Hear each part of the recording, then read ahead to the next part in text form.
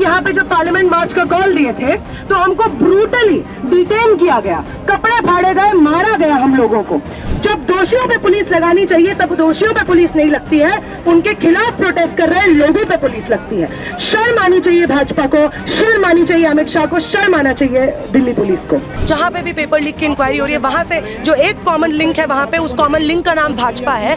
इस सरकार में अगर कोई चीज़ हुआ है तो वो नेम लेबलिंग हुआ है। पिछले 7 सालों में 70 से ज़्यादा पेपर लीक हुए हैं।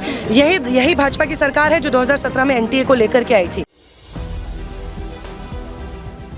पुलिस इंक्वायरी कर दी है, डीजी को बर्खास्त कर दिया है एनटीए के, इसलिए छात्र शांत हो गए हैं, उनको कोई डिमांड्स बची नहीं है उठाने के लिए। हम यहां से ये बात कह देना चाहते हैं कि आज भी वो 34 लाख एनटीए के विक्टिम्स का गुस्सा हमारे अंदर है। आज भी इस देश की सड़कें वो 34 लाख एनटीए के विक्टिम्स की आवाजों से गूंजती रहेंगी, आबाद रहेंगी। कल हम लोग यहाँ पे जब पार्लियामेंट मार्च का कॉल दिए थे तो हमको ब्रूटली डिटेन किया गया, कपड़े फाड़े गए, मारा गया हम लोगों को। उसके बाद हमारे एक साथी को अलग से पुलिस ने डिटेन किया पार्लियामेंट स्ट्रीट पुलिस स्टेशन पे, रात के 10 बजे तक उनको रखा। और जो 41A धारा है पुराने कानून में, उसकी इक्विवेलेंट की धाराएं बीएनएस में जो नहीं है वो हमारे ऊपर लगाई गई है। आज पार्लियामेंट स्ट्रीट बुलाया भी गया है। यहाँ से जितने भी मीडिया के साथियों को रिपोर्ट चाहिए होगी, एफआईआर की कॉपी चाहिए होगी, आप हमसे जरूर लीजिए। ऐसे समय पे जब पुलिस को, जब अमित शाह को सारी पुलिस लगानी चाहिए उन लोगों को पकड़ने के लिए जो पेपर लीक के सरगना में शामिल है, जब पुलिस को लगाना चाहिए इस मुहिम में कि उन लोगों को पकड़े, सजा दिलवाए जो 34 लाख स्टूडेंट्स का भविष्य बर्बाद करने की जिम्मेदार है, पुलिस हमारे पीछे लग रही है ताकि सड़कों से एनटीए के विक्टिम्स की जस्टिस की मांग न उठ पाए। जब दोषियों पे पुलिस लगानी चाहिए तब दोषियों पे पुलिस नहीं लगती है, उनके खिलाफ प्रोटेस्ट कर रहे लोगों पे पुलिस लगती है। शर्म आनी चाहिए भाजपा को, शर्म आनी चाहिए अमित शाह को, शर्म आना चाहिए दिल्ली पुलिस को। हम यहाँ से कह देना चाहते हैं कि आपके सीबीआई इंक्वायरी के जुमले, आपके डीजी ट्रांसफर के जुमले हम पे नहीं चलेंगे। 8 जुलाई को सुप्रीम कोर्ट में हियरिंग है, सुप्रीम कोर्ट का पूरा सम्मान है, लेकिन जब तक सुप्रीम कोर्ट की हियरिंग है तब तक सड़कों पर भी उतना ही प्रेशर आपके ऊपर बना रहेगा। आपको महसूस करना होगा कि आपने 34 लाख स्टूडेंट्स के भविष्य के साथ क्या खिलवाड़ किया है।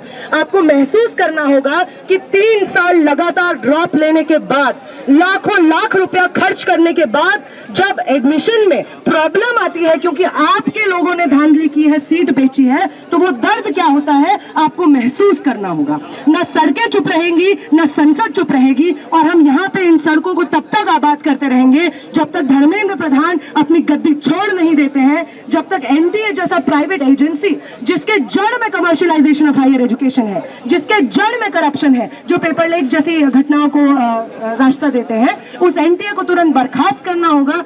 रीनीट न सिर्फ 1563 स्टूडेंट्स के लिए होना होगा बल्कि सारे स्टूडेंट्स के लिए होना होगा। और ये जो 1 नेशन 1 एग्जाम हम पे थोपा जा रहा है, जिसके तहत पूरा देश एक ही एग्जाम दे रहा है, जिसमें एकेडमिक रिगर गायब है, जिसमें रिसर्च वर्क के प्रति प्रतिबद्धता गायब है, जिसमें अकाउंटेबिलिटी गायब है, इस 1 नेशन 1 एग्जाम के पूरे रुख को हम रिजेक्ट करते हैं। तमाम यूनिवर्सिटीज को अपने एंट्रेंस एग्जाम करवाने की ऑटोनॉमी हो। हम यहाँ से डिमांड करते हैं ये जो एनटीए प्राइवेट एजेंसी बैठ करके पेपर लीक के सरगना को, तमाम करप्शन की जगहों को नर्चर करता है, संरक्षण देता है, उसके खिलाफ हम यहाँ पे खड़े हैं। लगातार हम सड़कों पे आते रहेंगे, संसद में आवाज उठती रहेगी। बहुत बहुत शुक्रिया। नेहा, कल हमने देखा, मैं कल थी जब आप लोग प्रोटेस्ट कर रहे थे, पूरी बर्बरता हमने साथ देखी। छात्रों को बालों से पकड़ा गया, उनके कपड़े छीने गए। एक तरफ जो एजुकेशन मिनिस्टर वो कहते हैं हम संवेदनशील है, दूसरी तरफ इस तरीके का ब्रूटल एक्शन छात्रों के प्रति, क्या कहेंगे? हम यही पूछना चाहते हैं कि भाई आपको सारा पुलिस लगाना चाहिए पेपर लीक के जो जिम्मेदार है उनको ढूंढने के लिए, उनको सजा देने के लिए। आप सारा पुलिस लगा रहे हैं प्रोटेस्टर्स को चुप कराने के लिए ताकि नीट के विरोध में लोग खड़े ना हो।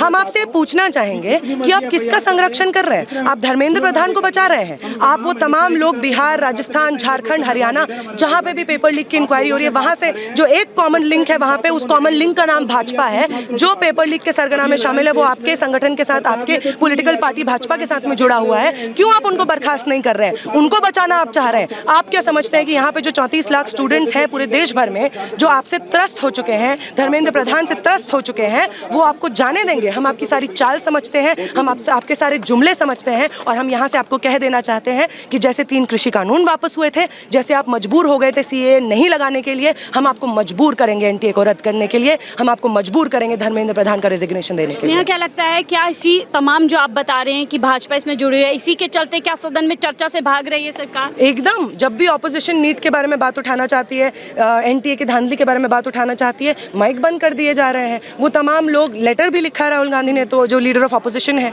ऑपोजिशन के नेता हैं, वो उन्होंने लेटर लिखा है, एक उनके कान पे तो जूं नहीं रेंग रही है, उनको कोई फर्क नहीं पड़ रहा है। ऐसे तमाम लोग जो इस तरीके की चीज़ें करने में है और जो समझ नहीं रहे हैं, हम उनको ये कहना चाहते हैं कि देखिए, बहुत अच्छी बात है कि सुप्रीम कोर्ट एक हियरिंग हो रहा है 8 जुलाई को, हम उसके समर्थन में, हम सुप्रीम कोर्ट से उम्मीद करते हैं कि वो हमें न्याय दिलवाने का काम करेंगे। लेकिन इन सब चीज़ों के बावजूद सड़कें चुप नहीं होनी चाहिए। सुप्रीम कोर्ट को मालूम होना चाहिए कि वो ये सिर्फ उन पिटिशनर्स की बात नहीं है जिन्होंने केस दर्ज किया है, ये 34 लाख स्टूडेंट्स की बात है जिनका फ्यूचर आप दाव पे है, जिनके फ्यूचर आप डिसाइड करेंगे अपनी हियरिंग से। तो आप ये समझ करके, ये जान करके अपना डिसीजन दीजिए। राहुल गांधी भी यही कहते हैं कि आपने 7 साल के अंदर 70 पेपर लीक करे और हम सिर्फ 1 दिन मांग रहे हैं ताकि इस मामले पे चर्चा हो सके। जी बिल्कुल सही बात बोल रहे हैं। पिछले 7 सालों में 70 से ज़्यादा पेपर लीक हुए हैं। यही भाजपा की सरकार है जो 2017 में एनटीए को लेकर के आई थी।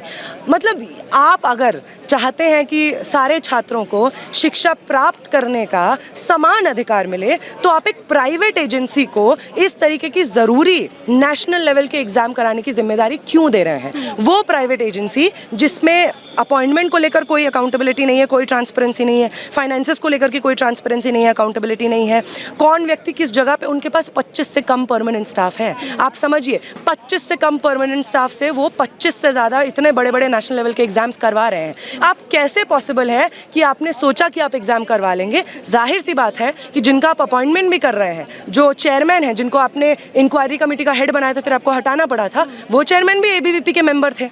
आप अपने लोगों को वहाँ पे बिठा रहे हैं ताकि आपके लोगों का फायदा होता रहे, आप अपने आपस में दोस्तों में सीटें बेच सकें, पैसा का आप शिक्षा को बाजार में उतारना चाहते हैं, और बाजार में उन्हीं लोगों को फायदा होता है जिनकी जेब में पैसा है। उन तमाम गरीब गांव से आने वाले, ग्रामीण इलाकों से आने वाले स्टूडेंट्स का क्या, उन महिलाओं का क्या, उन दलित आदिवासी स्टूडेंट्स का क्या, जो यूनिवर्सिटीज़ तक पहुंचने के लिए आज भी संघर्ष कर रहे हैं? उनके पास तो पैसा नहीं है सीटें खरीदने का।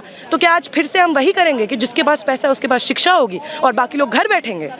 नेहा, कल हमने जो एक्शन देखा, उस एक्शन पे क्या कहेंगे? और साथ ही मैंने एक सवाल वहाँ पर सुना, जब मैंने पुलिस वालों से सवाल किया कि आखिर इतनी बर्बरता छात्रों के ऊपर क्यों, आप ठीक से भी टैकल कर सकते हैं, तो उन्होंने ये कहा कि ये छात्र हैं। यानी वही सवाल जो किसानों पे उठा कि ये किसान नहीं है, वही सवाल जो जवानों पे उठा और अब छात्रों पे। तो कैसे देखते हैं इस सवाल को?